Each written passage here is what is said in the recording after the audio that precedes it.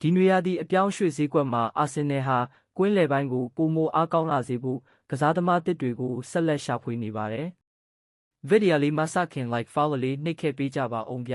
။လက်ရှိသတင်းတွေအရအာဆင်နယ်ရဲ့ပြစ်မှတ်စရင်းထဲမှာ Bruno Guimaraes, Alex Scott နဲ့ Boadi တို့ပါဝင်နေတယ်လို့ဖော်ပြနေကြပါတယ်။ပထမဆုံး Bruno Guimaraes ကတော့ Premier League မှာအကောင်းဆုံးကွင်းလယ်ကစားသမားတွေထဲကတစ်ယောက်ပါဘောလုံးထိန်းနိုင်စွမ်းတိုက်စစ်ကိုစတင်တည်ဆောက်နိုင်စွမ်းနဲ့ခံစစ်ကိုပါအကောင်းဆုံးကူညီပေးနိုင်တာကြောင့်အာဆင်နယ်ရဲ့ကွင်းလယ်ကိုနောက်တစ်ဆင့်တင်ပေးနိုင်မဲ့ကစားသမားအဖြစ်မြင်ကြပါတယ်။ဒါပေမဲ့သူ့ရဲ့ပြောင်းရွှေ့ခြင်းကအလွန်မြင့်မားနိုင်တာကြောင့်အပြောင်းရွှေ့ဖြစ်မြောက်ဖို့မလွယ်ကူပါဘူး။ဒုတိယကတော့ Alex Scott ပါလူငယ်ဖြစ်ပေမဲ့နီးစနစ်ပိုင်းကောင်းမွန်ပြီးကွင်းလယ်နေရာစုံမှာကစားနိုင်တဲ့အပြင်အနာဂတ်အတွက်ရင်းနှီးမြှုပ်နှံတဲ့ကစားသမားလို့သတ်မှတ်ခံထားရပါတယ်။အာဆင်နယ်အနေနဲ့လူငယ်အရေးချင်းရှိသူတွေကိုဖွံ့ဖြိုးတိုးတက်စေတဲ့အသင်းဖြစ်တာကြောင့်ဒီအပြောင်းရွှေ့ကလည်းစိတ်ဝင်စားစရာဖြစ်နေပါတယ်